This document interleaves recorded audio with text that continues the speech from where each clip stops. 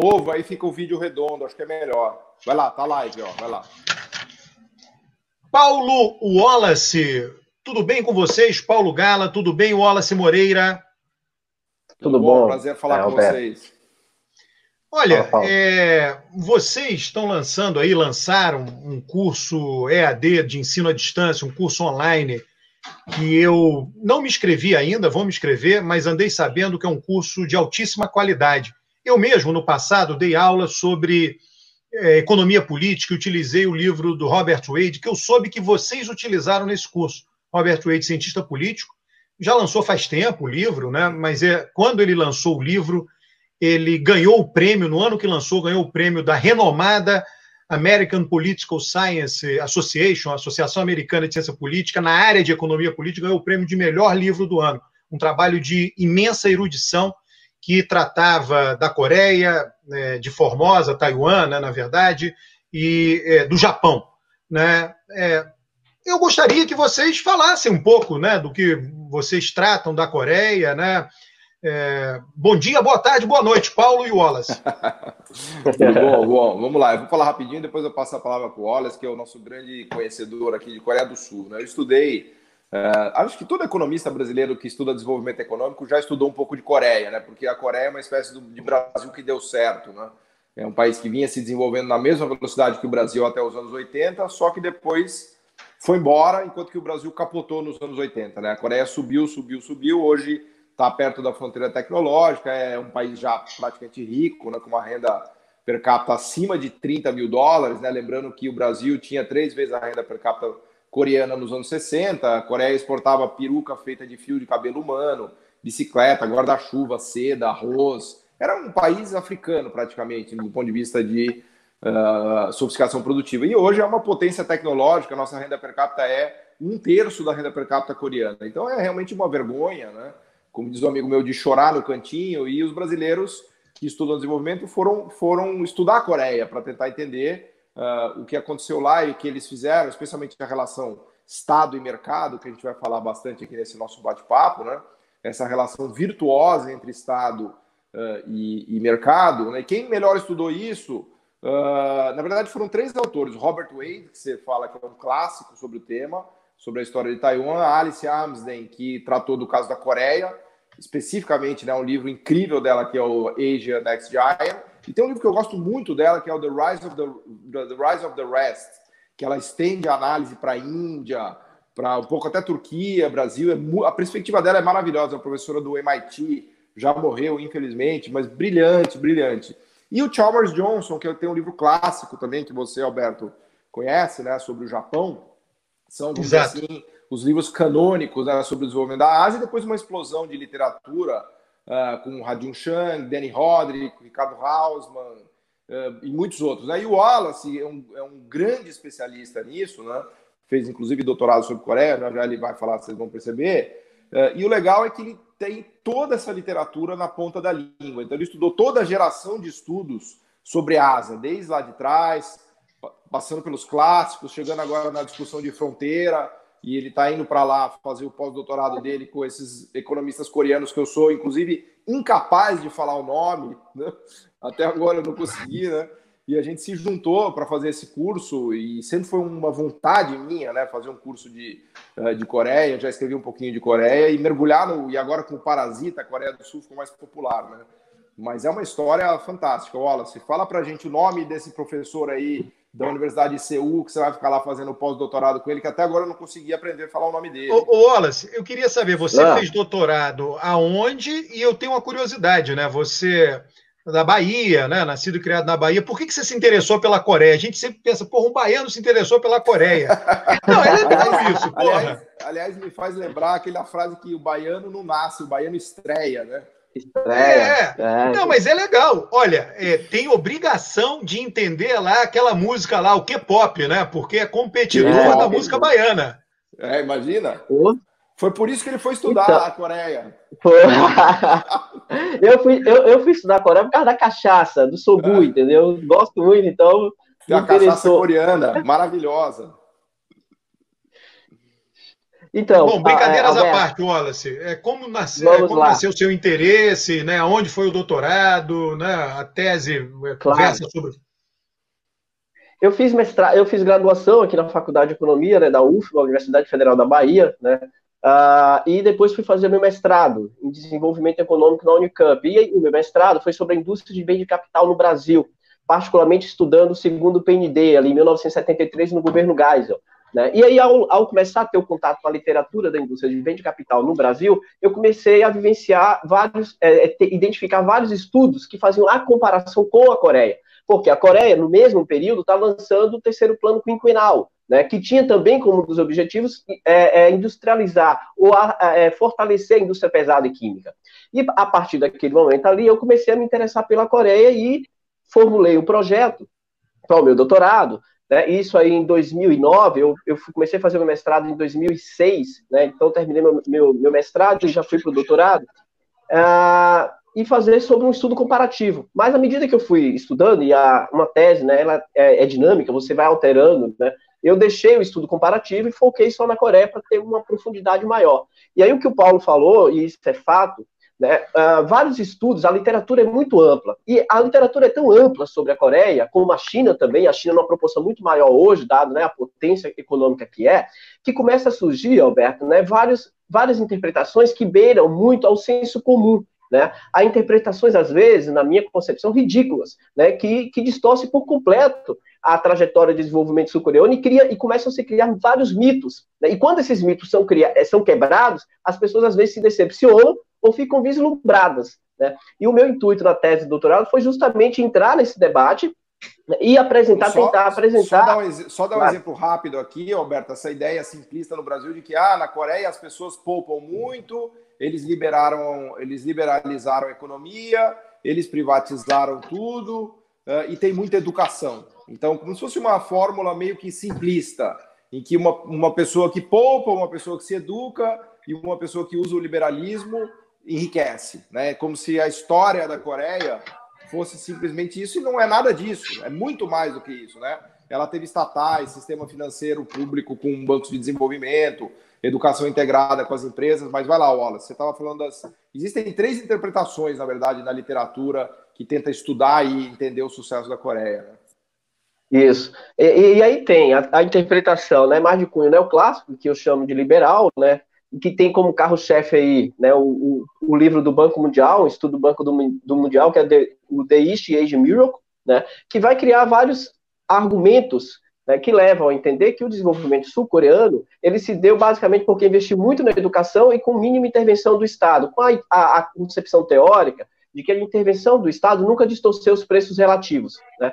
E aí vem o clássico, né, 2 grandes clássicos da literatura, que é o Ha Jung-chang e a Alice Amisner, né, que é a obra genial dela, acho que é uma das obras mais profundas que se tem sobre a Coreia do Sul, e que vai mostrar o inverso, vai dizer que é uma interpretação equivocada. Eu vou repetir aqui de novo, que eu falei em todas as entrevistas, que eu gosto muito dessa nota da Alice Amisner, que ela fala assim, que as interpretações liberais não passam de uma nota de rodapé, né, e ainda equivocada sobre a trajetória de desenvolvimento da Coreia do Sul.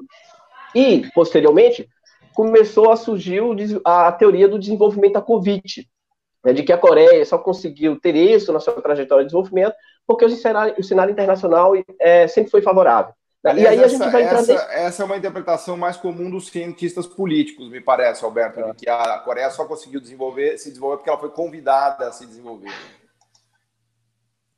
E a gente vai entrar nesse debate. No caso, não é o caso lá do Robert Wade, tá? Mas, enfim, vamos lá. Não, claro, você é um cientista político que conhece economia. Não, também não precisa chegar tanto. Wallace, continua aí.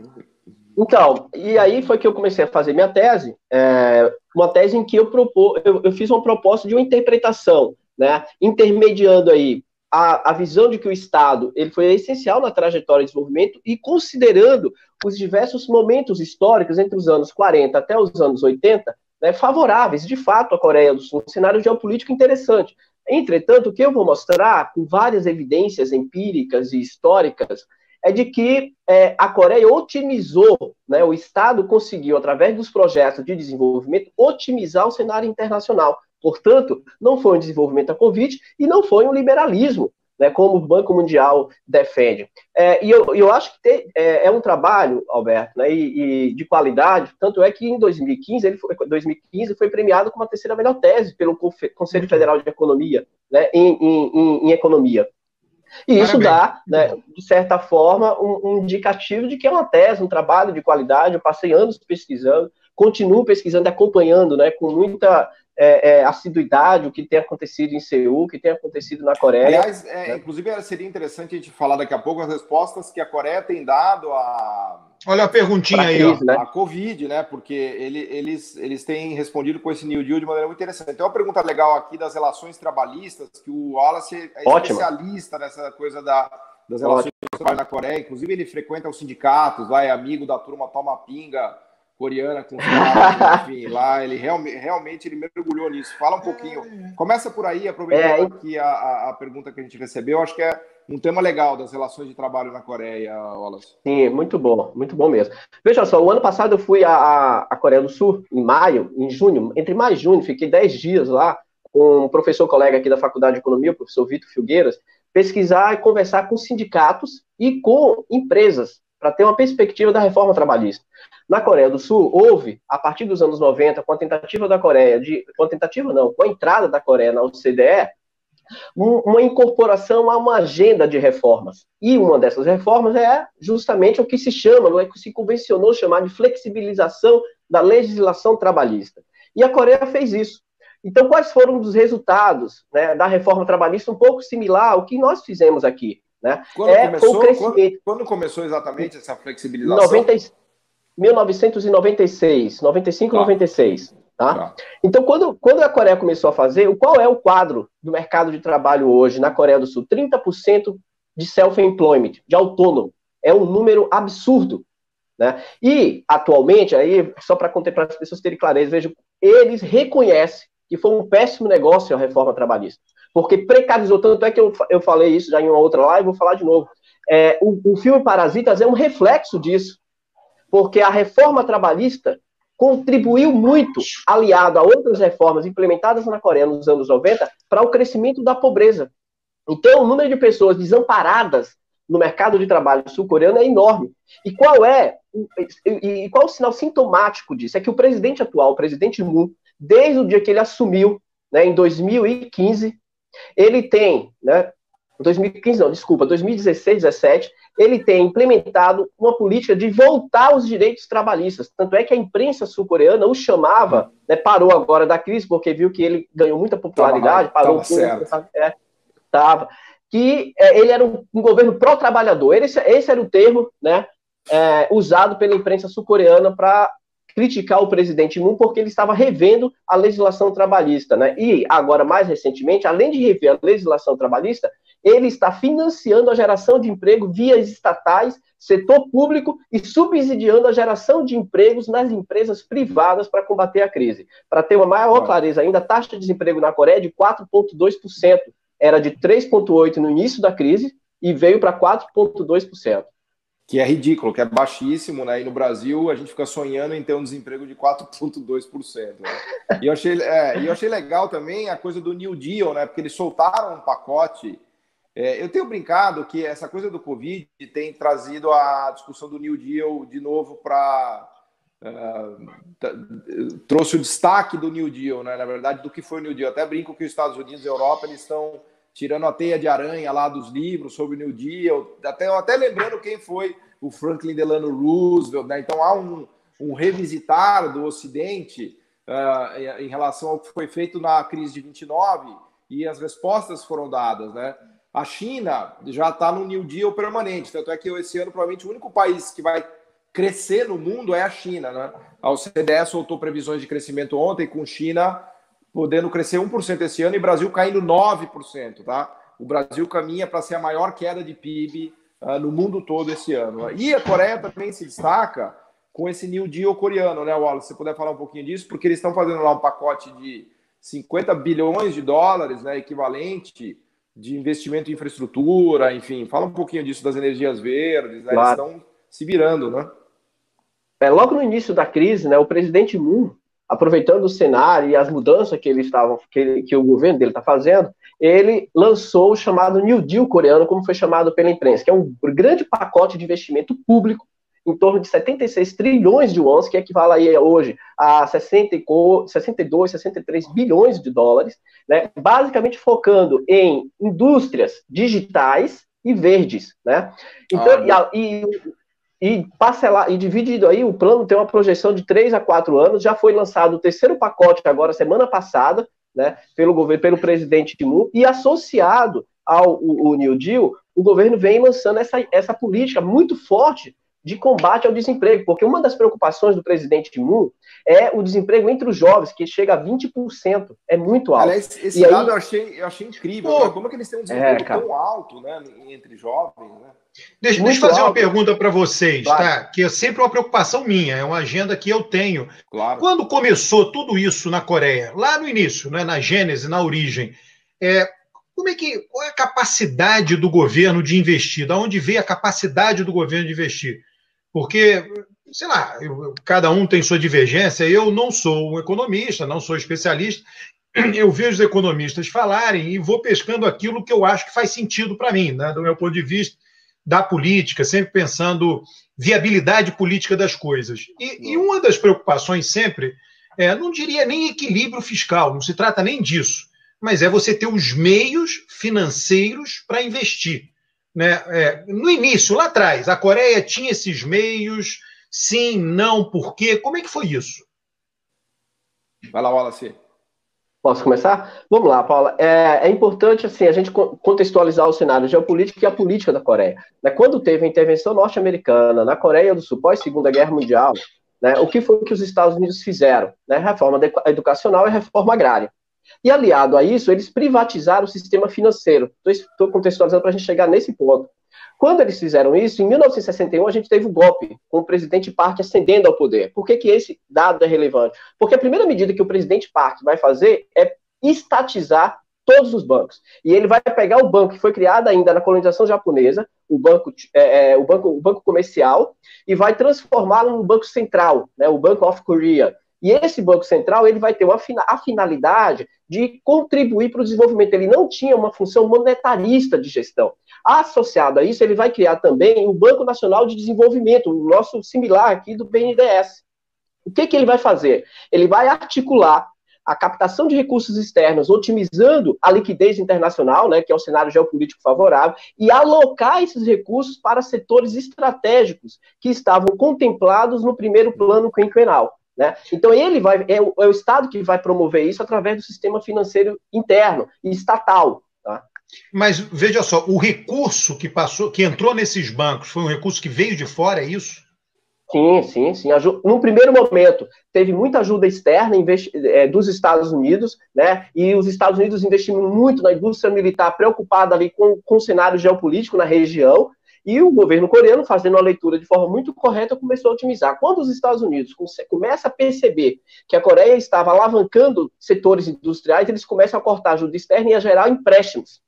Esses empréstimos, né, o governo vai tomando empréstimo, alocando. Quando os Estados Unidos começam também a boicotar alguns empréstimos, porque a Coreia começou a enfrentar os Estados Unidos em alguns setores, porque os Estados Unidos diziam, não faça, ele ia lá e fazia. Aí a Coreia vai retomar relações diplomáticas com o Japão e tomar recursos do Japão. Antes da gente falar disso, é importante lembrar que a Coreia ela sai destruída ali da Segunda Guerra, né? Porque ela foi invadida pelo Japão, enfim, e até para ver o pragmatismo dela, né? Ela sai destruída, ela é inicialmente ajudada pelos Estados Unidos, mas a coisa do desenvolvimento a convite tem um limite, porque o próprio Estados Unidos quer, no fundo, ter uma espécie de um protetorado ali, como seria Porto Rico. Queria cercar a União Soviética. Cerca a União Soviética com Japão e Coreia. Mas até certo ponto deixou de ser interessante para a Coreia, porque a Coreia queria se desenvolver de fato, né? Isso que está na tese do Wallace, que é muito legal, né? Que ele mostra, inclusive, que começa a haver confronto entre o governo Park e os americanos em relação a multinacionais. Por exemplo, a GM queria conquistar espaço, o governo coreano proíbe, ele estatiza os bancos, ele se volta para o Japão, o governo coreano faz uma aliança com o Japão para conseguir esses recursos aí que você falou, Alberto, na medida em que ele sofre até boicotes dos americanos, né, Wallace? Sabe o que é uma questão interessante? Quando começa a surgir, por exemplo, a indústria automobilística, em 1962, 65, que tinha a Singin Motors, né, que era uma afiliada da GM dos Estados Unidos, quando o governo começa a jogar para fundar a Hyundai, o que é que o governo vai fazer para queimar a Singin e perder mercado? Ele vai usar a imprensa para mostrar que a Singin tinha um grande oligopólio e que não contribuía para o índice de nacionalização nacional. A população sul-coreana começa a ver a empresa de forma extremamente negativa. Isso foi o Park que fez, ele usou esse cenário, entende? E aí começa a financiar fortemente a Hyundai. Eu gravei uma aula, a gente tem uma aula, né, Paulo, sobre o surgimento da indústria automobilística sul-coreana, para a gente perceber como que o governo, o presidente Park, né, ele foi extremamente estratégico em fazer leitura geopolítica, né, para desenvolver essas indústrias porque, nacionais. veja, a Hyundai, ela é uma criação, todo mundo anda de Hyundai hoje, né? A gente até brinca que a Coreia ficou famosa, teve o Oscar agora, tem o K-pop, né? Mas todo mundo usa um produto da Hyundai, né? Tem a sua geladeira, a sua micro-ondas, o seu carro, o seu relógio Samsung, né? Então a Coreia realmente conquistou o mundo.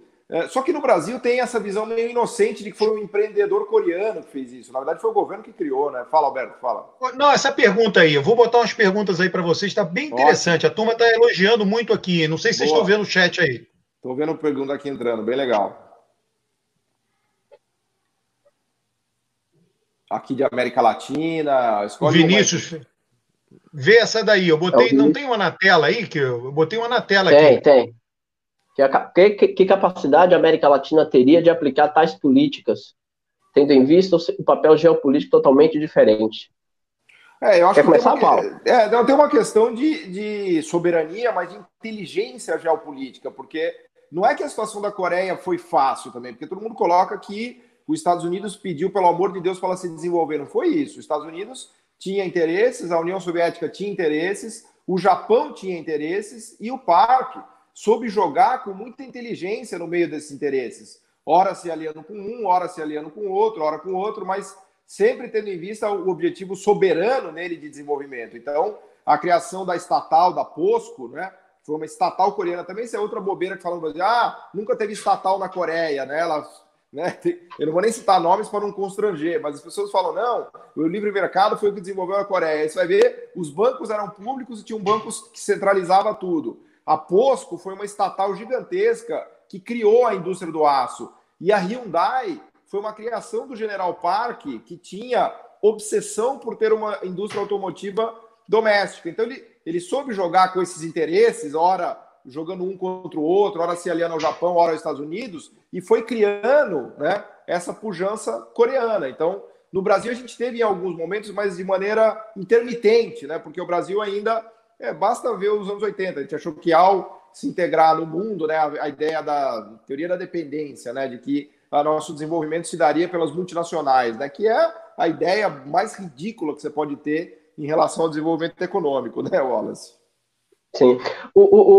Essa questão do cenário geopolítico, eu acho assim, por exemplo, o Brasil também teve vários momentos de um cenário favorável, né, do ponto de vista de liquidez internacional. A forma como que se deu a captação de recursos e as estratégias de desenvolvimento internas fazem muita diferença. Vou citar uma, por exemplo. A estrutura de propriedade do capital sul-coreano sempre teve controle, que foi as restrições impostas pelo presidente Park ao investimento estrangeiro direto. Né, lá na Coreia do Sul, até os anos 80, existia uma lista negativa em relação aos investimentos estrangeiros diretos, em que eles diziam assim, olha, você quer entrar, mas vai ter que nacionalizar 60% a 80% da produção.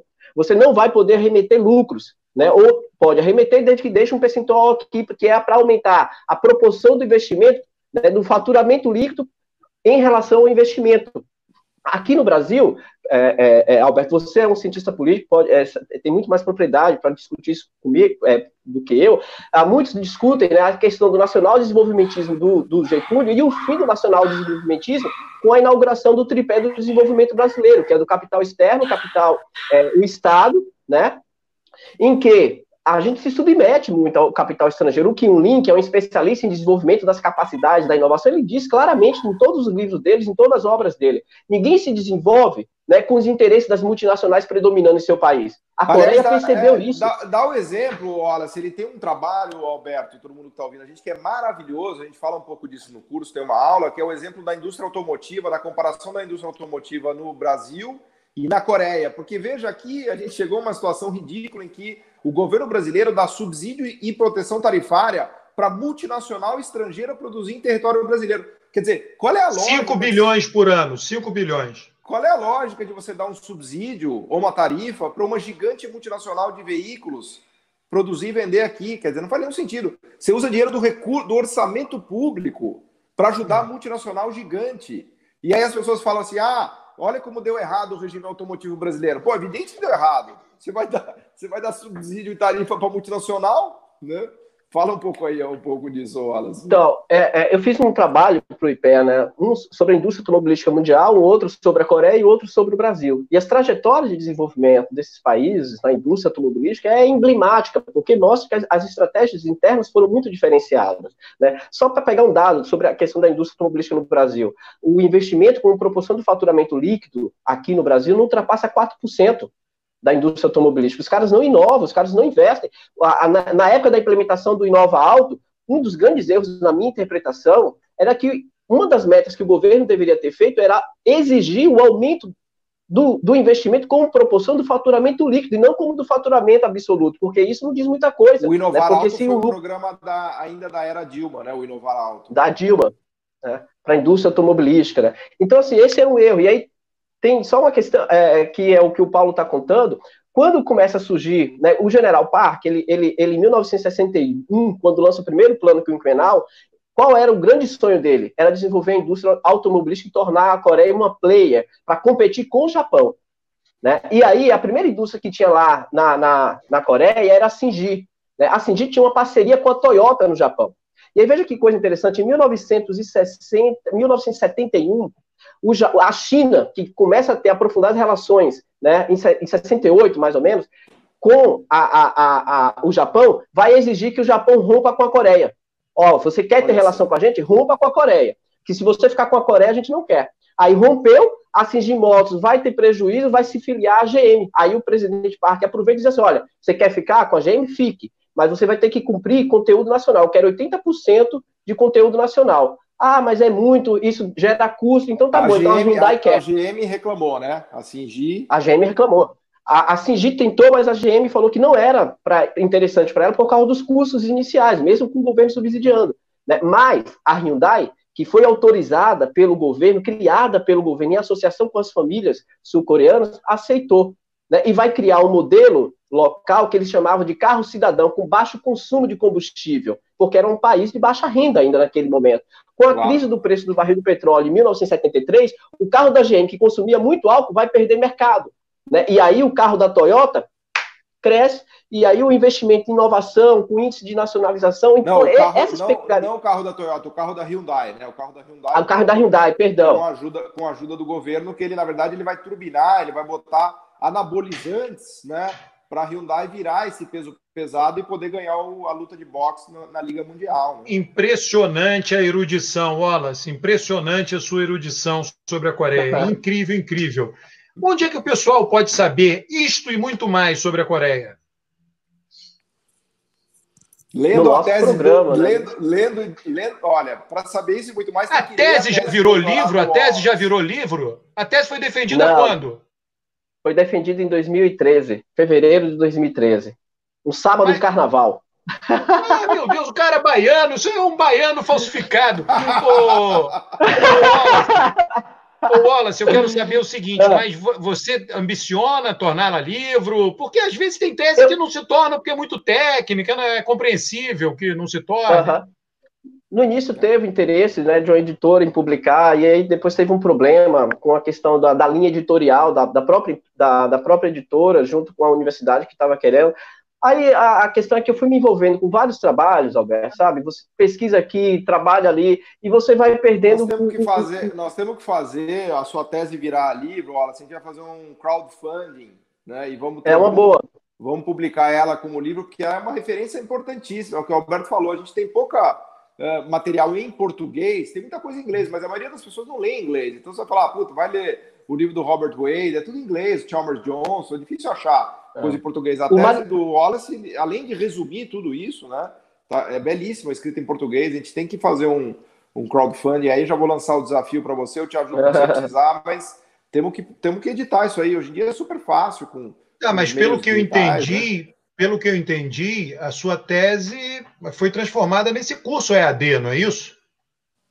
Ela é uma parte, né? Porque Uma assim, eu parte. vou mais além. Porque na minha tese eu trato até os anos 80. Porque qual foi o meu objetivo na tese? É deixar o link para fazer meu trabalho de pós-doutorado. Né? É atualizar a minha tese dentro das 4 dimensões que eu analiso: sistema financeiro, de inovação, da estrutura de propriedade, para mostrar que a partir dos anos 90, quando a Coreia perde as suas raízes do desenvolvimento, ela entra em crise em 1997. Né? Então, esse foi ali o meu objetivo de analisar até o final, início dos anos 90, para dizer, olha, tá vendo o que a Coreia fez? Errou.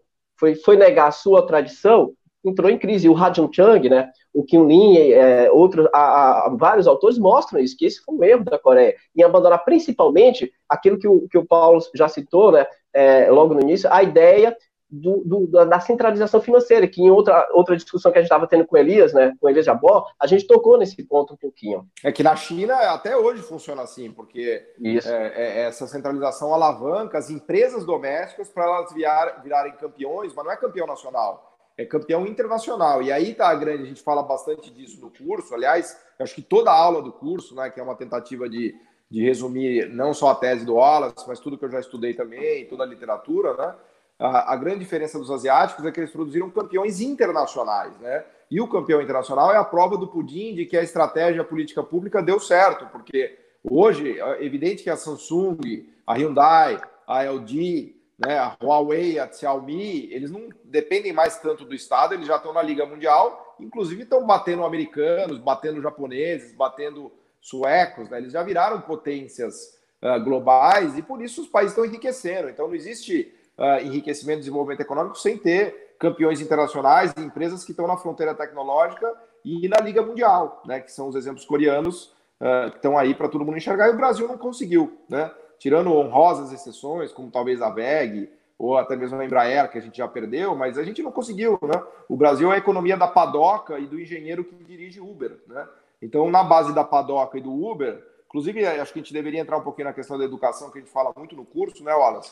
Essa ideia tem gente, eu botei umas perguntas aí, tem várias perguntas sobre educação aí. Olha aí, vou botar um aí, ó. Aí, ó.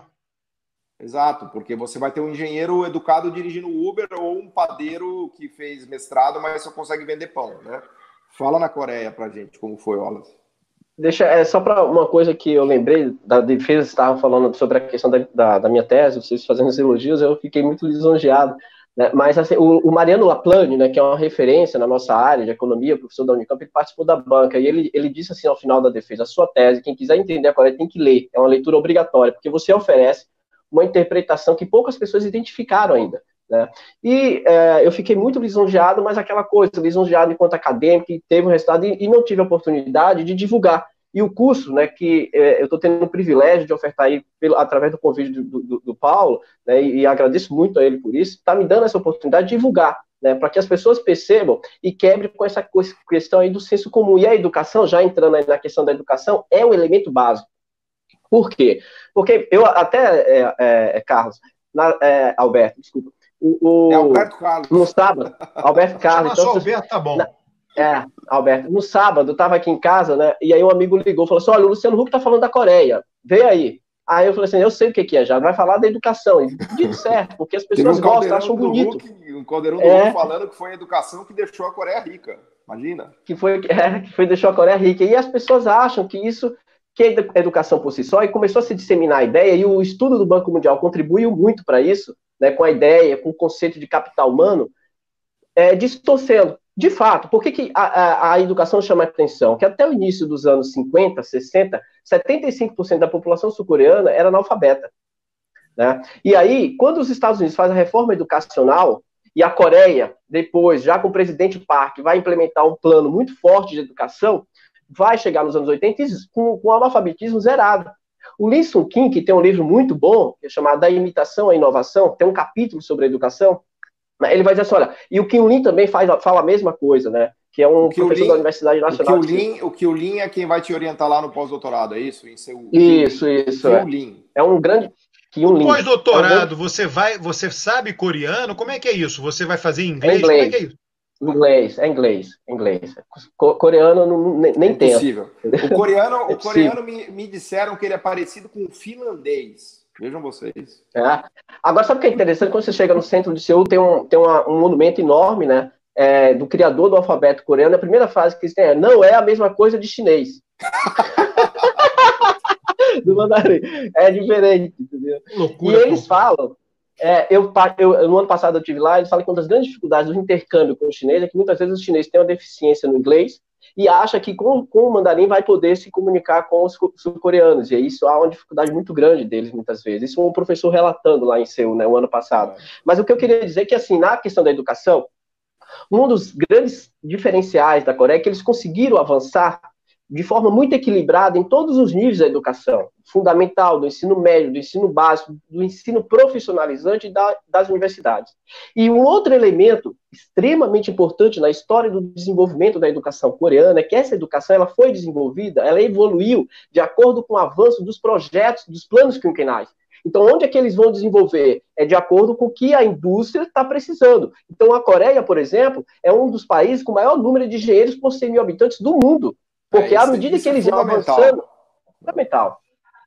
À medida que eles iam avançando, né, até os anos 70, quando chegou no terceiro plano quinquenal, o mercado não estava absorvendo toda a mão de obra, e aí, Alberto, tinha um problema, começou a se apresentar. As universidades estavam distantes das chaibos, né, levando as chaibos a contratarem consultorias externas para os projetos de inovação. O que é que o presidente Park vai fazer? Vai criar novos institutos e novas leis de construção de parceria entre indústria e universidade, criar centros técnicos, tecnológicos dentro das chaibos, para que se fortalecesse o vínculo entre a educação e a universidade e as empresas. Só para as pessoas entenderem o que são os chaibos, olha, vale a pena falar que hoje uma Samsung, uma LG ou uma Hyundai são chaibos que foram nutridos desde o seu nascimento pelo General Park, e alguns conseguiram e conquistaram o mundo, e outros chaibos morreram, né? E o General Park deixou eles morrerem porque eles não mostraram competência tecnológica, né? Então é legal também você falar um pouquinho disso.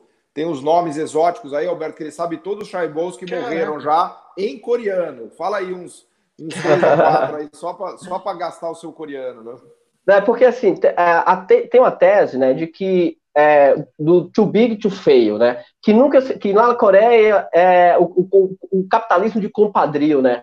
Que o governo sempre não, que aliás ficou famoso aqui no Brasil, né? Porque se vendeu como o capitalismo de compadrio brasileiro como o grande causador da crise de 2015, daquela corrupção desenfreada do BNDES, da Caixa Preta, que já viraram do avesso e não acharam nada. Então, é importante explicar um pouco essa coisa do capitalismo de compadrio. Pois é, então o governo coreano, o presidente Park, ele vai criar, né, essas grandes empresas familiares. Isso é importante, Alberto, porque assim, na Coreia não houve essa modernização que as pessoas chamam na economia internacional da gestão.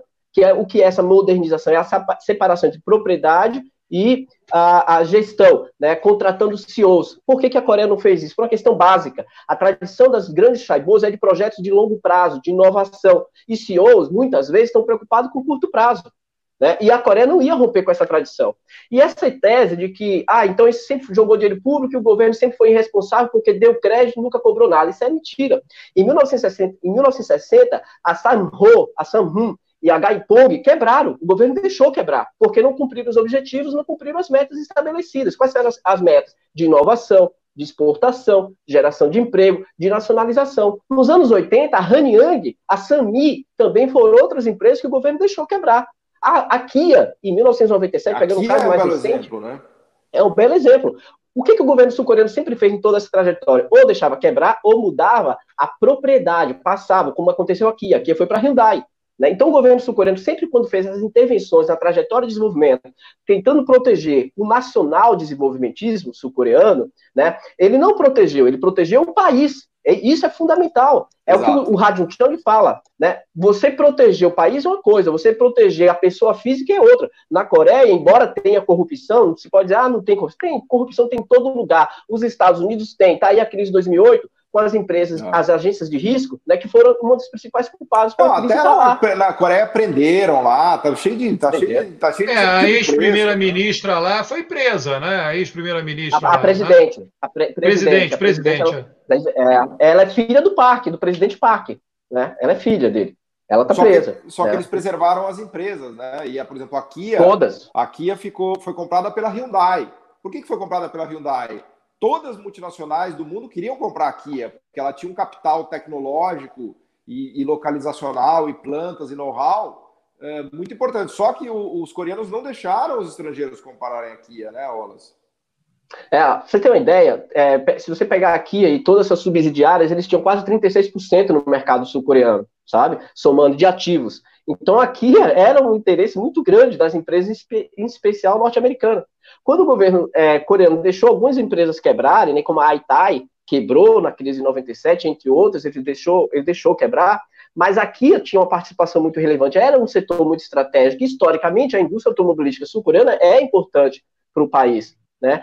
Ela ocupa aí quase 16% da produção. Ela corresponde hoje, né, a quase 10, 15% das exportações sul-coreanas. Olha, tem 415 pessoas acompanhando a live. O número que aparece internamente, o número certo, é maior do que o que aparece para mim aqui. Que a Aline me mandou aqui a informação.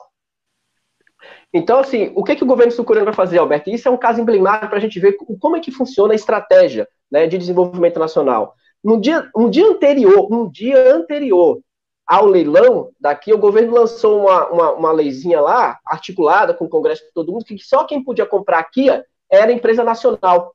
E quem era que podia comprar aqui diante daquele cenário da crise de 1997? A Hyundai. E a Hyundai ocupa 72% do mercado da indústria automobilística, né? Os Shaibos, para as pessoas terem uma ideia, corresponde a quase 40%, pegando a top 10, a quase 40% da produção no país. Não, e a articulação que você estava contando, a educação, só para retomar um pouco a questão da educação, o governo coreano sempre teve essa noção muito clara da necessidade de articular a educação com produção.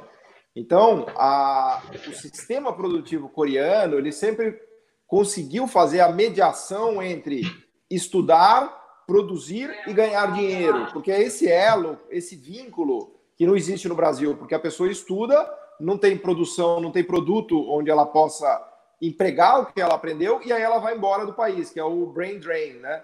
Então, na Coreia do Sul, esse encadeamento de educação, produção, empresa high-tech, produto de fronteira, ganho de salário, né? E avanço tecnológico sempre teve presente. Então, no Brasil, a gente se desindustrializa, a gente não tem parque produtivo, a gente produz sapato, né? A gente produz cadeira, a gente produz quinquilharia, nada contra essas indústrias, mas qual é o sentido de você formar milhares de engenheiros se não há uma engenharia integrada ao processo produtivo e há empresas brasileiras que usem essa engenharia? Por isso que eu costumo dizer, né, e brincar que no Brasil o engenheiro vira Uber, porque não tem um sistema produtivo que transforma esse engenheiro numa potência produtiva tecnológica, né? Que é exatamente o que se fez na Coreia, e não foi trivial, né, Wallace? Foram leis, foram institutos tipo ITA, foram universidades criadas próximas às empresas, dentro das empresas. Os próprios chaebols criaram as suas universidades produtivas, né? Então, não há desenvolvimento com uma educação descolada da indústria e descolada do sistema produtivo. Essa é a crítica que a gente faz ao Brasil, né? Só para citar uma lei da Coreia, Alberto, se você me permite, em 2003, o governo coreano, a gente está falando de um período recente, tá? Querendo aproximar mais ainda as universidades para fortalecer o Sistema Nacional de Inovação sul-coreano, ele criou uma lei chamada Lei de Educação Industrial e Cooperação Indústria-Universidade. Olha só, Lei de Educação Industrial. Olha o nome da lei. Qual era o objetivo? Isso para que a cooperação indústria-universidade, né, ela se ampliasse. E o Kim Min, né, ele tem um estudo sobre isso, é bem interessante o estudo dele, um paper dele, em que ele mostra que o número de publicações com citações no mundo triplicou na Coreia do Sul, porque os estudos começaram a ter objetividade, aplicabilidade, entendeu? Então, assim, lamentavelmente, aqui no Brasil, a gente tem um preconceito muito grande, principalmente nas universidades públicas, né, desse distanciamento, né, do setor privado. O dinheiro é sujo, né? Parece que o dinheiro é sujo, né? E assim, isso é uma questão de estratégia de desenvolvimento, é pensar enquanto estratégia de desenvolvimento para fortalecer estruturas produtivas, entendeu? A universidade, eu comentei num debate aqui com o Paulo, em outro que a gente participou, que, por exemplo, eu sou o primeiro membro da minha família, né, a fazer um doutorado. né? Porque até então a educação era muito distante das pessoas, né? Eu fui morar no interior da Bahia, né, aqui com a minha mãe, com a minha família. Passar na universidade pública federal era um mérito não, um privilégio da classe média, como era o meu caso, né, que vem de uma classe média do interior. Então a educação ainda é algo, por isso que as pessoas têm tanto encanto com a educação na Coreia, né, porque a educação foi uma coisa tão distante para as pessoas, que quando se fala da educação na Coreia, as pessoas ficam vislumbradas e não percebem que para a educação ter efeito, precisa estar associada a um projeto nacional de desenvolvimento sistêmico. Isolada, ela não vai resolver, de forma alguma. Pelo menos as experiências nos outros países mostram isso, né? A Coreia é um exemplo disso. Cara, impressionante a sua erudição, a sua cabeça é um computador. Porra, que tem tudo sobre a Coreia, cara. Sensacional, mas muito bacana mesmo, espetacular. Eu acho que todo mundo que está assistindo, eu já vi aqui mais de 300, 400 pessoas assistindo, todo mundo deveria se inscrever no curso de vocês aí. Curso sobre o desenvolvimento da Coreia. Fica o pessoal, China. Porra, mas não tem só a China de exemplo. Tem a Coreia, tem outros exemplos. Não, a Coreia ela é mais próxima. Até o Wallace costuma dizer que o coreano é uma espécie do brasileiro asiático, né? Porque é uma população menor, é outra história, né? Então, nesse sentido, mas são experiências que a gente tem que estudar, né, Roberto Wallace? Não tem jeito de pensar o Brasil sem olhar para esses caras, especialmente e no curso eu falo um pouco também sobre Malásia, sobre Indonésia, né? Eu estudei um pouco do caso da Indonésia também, que é uma espécie de uma mini Coreia, claro que muito mais pobre, não chegou nem perto do que a Coreia fez, mas do modo geral a Tailândia, a Malásia, a Indonésia também viram sua renda per capita duplicar, triplicar, quadruplicar, né? Então, e agora o Vietnã, e agora a Índia, né? Então o Brasil, não é só que o Brasil deu errado, o Brasil deu muito errado enquanto vários países estão dando muito certo, porque o fracasso brasileiro, quando contrastado a esse sucesso asiático, fica mais desesperador ainda. E as políticas que a gente segue são cada vez mais contrárias ao que tornou esses países ricos, né? Então, no Brasil, a gente realmente está fazendo o que de pior existe para tentar desenvolver um país. A gente é o melhor aluno do Consenso de Washington, a gente é campeão mundial de fazer besteira, e agora nos últimos 3, 4 anos, então, quer dizer, na era Lula e Dilma a gente teve alguns avanços, né? Apesar de críticas que a gente possa fazer, mas comparando-se o que se faz no Brasil dos últimos 4 anos, é realmente desesperador, né? O que está acontecendo, o que vai acontecer com o país, porque olhando 5 anos adiante é triste, né? O futuro que nos aguarda com essas ideias que estão por aí, e daí nosso desespero, né, de fazer live, de fazer curso, de escrever livro, de tentar melhorar a qualidade do debate, que é horrível, né, na grande imprensa. O que a gente vê é triste, né? Mas, enfim, fica aqui meu desabafo. Olha aqui, vocês estão absolutamente preparados para dirigirem Caixa Econômica Federal, Banco do Brasil, Ministério da Fazenda, Banco BNDES. Central, BNDES, enfim, alguma instituição que lide com isso, não tem a menor dúvida, porque não vai ser só uma instituição que vai conseguir levar a cabo um esforço dessa natureza que você está mencionando, Wallace, e você, Paulo. Bom, a gente já falou demais aqui, mas, enfim, quanto mais a gente olha a Coreia e a China, mais tristeza dá, né? Enfim, né? Fala, Wallace, você que está mais animado que eu aí. Não, porque assim, quando eu comecei a fazer estudos comparativos, né, eu li um livro de História e Método, do Júlio Arostegui, né, em que ele fala, e tem uma parte que ele vai explicar, olha, quando se faz análise de estudo comparativo, né, você tem que levar em consideração várias dimensões sociológicas, políticas, culturais, e de fato, isso é muito importante, porque o modelo não se transporta para nenhum outro país, porque cada país tem suas peculiaridades. Mas estudar países, né, nos mostra caminhos, né, do que nós podemos refletir. Né? E o caso da Coreia, e esse é o objetivo do curso, né, Paulo, é a gente ofertar para as pessoas sair do senso comum sobre a Coreia, de que a educação resolveu o problema, e entender com profundidade como os projetos de desenvolvimento sul-coreanos foram essenciais, né, para eles lograrem esse sucesso de crescimento, de desenvolvimento. A partir daí, a gente pode refletir, é viável aplicar em tal país ou aqui no Brasil ou não? Isso é uma questão para ser debatida, mas para ser debatida as pessoas têm que ter um conhecimento, né? Não ficar no senso comum da reprodução do que aconteceu, porque da mesma forma que aconteceu com a Coreia, vem acontecendo com a China também. O Paulo deu o curso aí com a Elisa e sabe muito bem disso. As pessoas reproduzem coisas sobre a China de formas absurdas, né? Não, como, cara, por exemplo, dizer que tem cara que fala, puta, a China deu certo porque ela virou liberal. né? Virou uma economia liberal. Quer dizer, é de um nível de ignorância a pessoa falar um negócio desse que dá até vergonha, né, Wallace? Sim, China então, é liberal. A falar que a China é liberal é uma coisa, assim, deprimente, entendeu? Então, esse senso comum, lamentavelmente, Alberto, ele ganhou espaço nas redes sociais, nas mídias, e muitas pessoas, por não terem acesso ao conhecimento, e aí eu acho que o Paulo tem uma sacada genial, e é muito mérito dele, eu acho que você sempre tem que ser parabenizado por isso, Paulo, que é saber usar as plataformas digitais. O Alberto tem feito isso, eu vi o debate com o Samuel, e alcançar uma parte da sociedade que nós, na universidade, nunca vamos alcançar. Sabe? A pessoa que está lá no interior, eu morei no interior, e eu sei muito bem como que funciona isso. As pessoas não têm acesso à universidade, é muito, muito distante para elas. Então, a partir do momento que a gente oferece esses mecanismos, né, essas pessoas vão ter acesso ao conhecimento para romper a barreira do senso comum. Eu acho que esse é um papel, uma função muito grande que nós temos, né, levar as pessoas o senso crítico para romper com o senso comum, né, e a gente não cair no que a gente caiu agora, com, né, a conjuntura atual do país. Bom, olha, eu sou suspeito aí para falar da produção do Paulo, né, da Sue Wallace, que eu estou conhecendo agora, enfim. Eu recomendo fortemente, está aí, visível para todo mundo, quem quiser se inscrever no curso, né?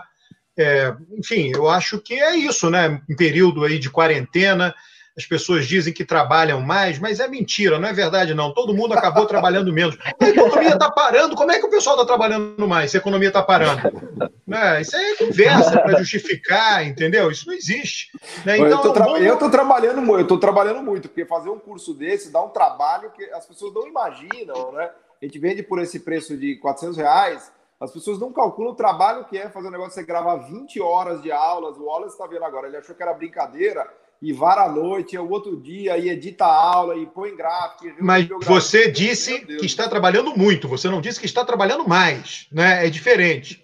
Eu falei que a turma está inventando aí que está trabalhando mais do que quando não estava em quarentena. É conversa fiada, não é verdade? A economia está parada, está crescendo menos 10, menos... Como é que está trabalhando mais? O que é isso? Justo. Olha aqui, por isso que eu estou dizendo, a contextualização é o seguinte, já que é esse momento de quarentena, está aí, inscreva-se no curso, é ou não é? Paulo, Wallace. Eu queria... Vai lá, pode falar, vai você, Wallace. Não, pode falar, Paulo, fala você primeiro. Não, eu queria falar que é o momento para você investir nessas coisas, né? Eu invisto muito em educação, né? Se eu for somar tudo que eu gastei de dinheiro na minha vida já com educação, aliás, não quero nem fazer essa conta para não me dar desespero, né? Mas eu posso dizer que certamente foi o melhor investimento que eu fiz, porque não há custo-benefício melhor do que você investir em conhecimento, né? Para tudo, para o mercado financeiro, economia, crescimento pessoal, tudo, né? E agora, no momento de quarentena, é uma grande oportunidade, né? Mas, enfim, eu sou suspeito, eu não quero ficar vendendo peixe aqui, eu sou suspeito para falar, né? Fala, Wallace. Não, eu só queria novamente, assim, porque tem uma questão, Alberto, que eu tenho aprendido muito, né, nas minhas idas a alguns países asiáticos, né, a Índia, na Rússia, eu fui à China, eu fui à Coreia, né, e sempre fui participar de eventos, né, como convidado para debater a realidade do Brasil, frente particularmente aos países do BRICS. E uma das coisas que eu aprendi é o conceito de planejamento. Eles vivem e transpiram planejamento. E para a gente é algo muito distante, porque, por exemplo, eu nasci no final dos anos, em 79, né? Então, eu não sabia o que era planejamento, porque no Brasil, o último grande planejamento, projeto, desenvolvimento, foi o segundo, né? Não existe, segundo o PND. A partir dos anos 80, que o Brasil passa a discutir é a estabilidade. Então, quando se fala o conceito de planejamento, e eu comecei a estudar a Coreia, eu vejo como que isso é importante. Porque a Coreia tem 5 planos quinquenais, entre 1961 até os anos 80, que são as razões, ali, esses projetos são as razões, né, que explicam o desenvolvimento sul-coreano. E ter essa oportunidade de ofertar esse curso e ter as pessoas fazendo esse curso, para mim, vai me deixar muito feliz, não por uma questão de ordem financeira, mas por uma questão de poder disseminar conhecimento, ideia, e mostrar para as pessoas como a trajetória de desenvolvimento sul-coreana, implementando projetos, pensando na ideia de nação, foi importante para aquele país. Já que as pessoas gostam tanto de falar da Coreia, então é bom se aprofundar sobre a Coreia. E o nosso curso, né, a gente usa uma linguagem muito acessível, né, a gente não fica usando tecnicismo, porque distancia as pessoas, eu não gosto. Sem economia. Inclusive, essa conversa aqui é totalmente acessível, né? Essa conversa aqui é um exemplo disso. E foi um curso muito bem pensado, assim, muito estratégico. Eu vou muito mais além da minha tese, né? Eu vou buscar muito outras referências. Uma das referências que eu tenho usado muito, até porque eu estou me aprofundando muito na temática, né? Que é a questão da construção das capacidades, da inovação em cima do Kim Lean, que é uma referência hoje no pensamento epicureano, né? Que o Lean é que vai te ajudar lá. Tá, agora eu decorei. Atualizei muito, né, a literatura, eu vi tudo que estava saindo sobre a Coreia, vi as coisas equivocadas, as coisas que eu acho que convém mais explicar. Então, assim, é um curso muito bem pensado, muito bem formado, né? O Paulo também me ajudou muito a pensar nisso, nós dois trabalhamos muito juntos nisso. Para mim foi um trabalho enorme gravar, eu nunca tinha feito isso, né? Então, assim, como o Paulo, de ontem para hoje, fui dormir 3h30 da manhã e acordei às 6, né? Então, assim, trabalhando nisso, pensando nisso, e ter esse feedback, ter pessoas fazendo esse curso, para mim vai ser uma felicidade, é uma felicidade muito grande. Participar desses momentos com vocês é um momento de êxtase para mim. E é importante que aqueles que estão assistindo, que vão assistir esse vídeo hoje, saibam que hoje é o último dia. Ou você se inscreve hoje ou já era. Vai ficar sem saber nada sobre o desenvolvimento da Coreia. Não, mas é verdade, pô. Ou se inscreve hoje ou já era. Boa. Obrigado, Alberto. Aproveitar para agradecer aí a oportunidade, você é um parceirão aí de tudo. Né? Agora aqui, enfim, vamos concluir isso aqui. Só uma coisa que me ocorre, tá? Que tem a ver com as minhas preocupações, né? Uma maneira, talvez, viu, Paulo Wallace, né? Não sei se faz sentido vocês, porque é um gasto de energia, etc., era tentar ver como todos esses países que fizeram esses esforços, como é que eles financiaram isso. Porque é o seguinte, é uma maneira de dialogar com o outro lado da economia. Eu estou pensando, né, não necessariamente para um curso, né, mas, por exemplo, todo o pessoal que fala em equilíbrio fiscal, como você dialoga com esse pessoal? Dizendo o seguinte, olha, isso foi financiável dessa maneira, né, sem violar o equilíbrio fiscal, enfim, ver como é que isso foi financiado, né? Eu vejo o seguinte, tudo, né, da produção do Paulo e todo mundo que vem se associando ao Paulo é perfeito, né? Para mim é preocupação, de novo, não sei se vão fazer ou não, né? Enfim, de repente não vão fazer, mas para mim seria muito interessante adicionar isto, né, que é uma coisa que vem talvez um pouquinho antes, ou meio junto, na gênese. O financiamento do desenvolvimento, né? A sua preocupação. No início, né, cara? Sei lá, porque depois aí cresce, não, porra. Mas é Estado, né? É Estado, né? Sim, mas como privada do país pobre. Mas como é que ele consegue fazer isso? Qual é o espaço fiscal que ele teve para isso? De novo, eu não sei se é viável. Claro. Eu não sei se tem produção sobre isso.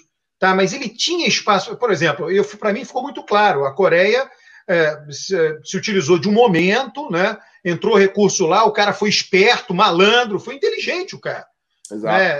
Né? Enfim, mas seria legal, talvez, detalhar um pouco isso, quanto de entrou, como é que foi alocado, né? E outros países, né? Como é que a China, né? Da onde veio o dinheiro? Porra, precisou de recurso fiscal, não teve jeito. Então, onde isso surgiu, né? Fazer um apoio no início, que depois que sai, vai embora, aí exporta, arrecada. E a própria arrecadação tributária vai turbinando o Estado, né? Porque se dá certo, o Estado fica cada vez mais rico, né? Não, acabou. O importante que eu penso assim é dialogar o seguinte: como é que é o início disso? Como é que você financia isto no início? Por endividamento, até quando? Sei lá, né? Para pensar um pouco isso. De novo. Boa. Não sei se é viável, né? E, de novo, também não invalida nada, né? Não coloca uma vírgula dentro de tudo que eu concordo com vocês. Eu só penso que isso talvez fosse uma maneira de abrir um diálogo, né, com a resistência que tem de um outro lado da economia, que nós sabemos qual é. Não, perfeito. Na Coreia isso surge naturalmente, porque qualquer país que começa a se desenvolver, ele se depara com esse problema que você está falando, né? E o que a gente vê, na maioria dos casos, é financiamento público, né? É estatização, um governo que toma a dívida fora, ou um governo que faz déficit fiscal e que depois se consolida porque ele passa a arrecadar mais quando as políticas dão certo. E as empresas acabam se financiando com lucro do que elas vendem para o mercado mundial, né? Isso é importante também, mas enfim, essa é uma longa discussão, mas enfim. Eu entendo perfeitamente o que você está falando e vamos seguir essas ideias aí. No curso de Coreia, já meio que sem querer a gente faz isso, né? Não, enfim, eu só penso assim, eu gostaria que quem tem resistência, né, aceitasse mais isso. Eu não tenho resistência, eu já aceito. Eu noto que a fonte da resistência, fora aquele negócio de campeão nacional, isso é fácil, né? A fonte da resistência muitas vezes tem a ver com isso, tem a ver com o espaço fiscal para fazer esses investimentos, entendeu? Só isso, né? Eu acho que para quebrar essa resistência, mais nada. Beleza. Tá bom. Wallace, muito obrigado. Um imenso prazer conhecer você. Meus parabéns, um trabalho primoroso, né? Do pouco que eu pude ver aqui, né? E o Paulo, enfim, é uma figura absolutamente hors concurso, né? Parabéns aí pelo mais esse novo curso aí, viu? Obrigado, Alberto. Valeu, eu quero agradecer pela oportunidade. Mais uma vez, foi um prazer conhecê-lo, tá? Paulo, forte abraço. Valeu. Obrigado, gente. Obrigadão. Tchau.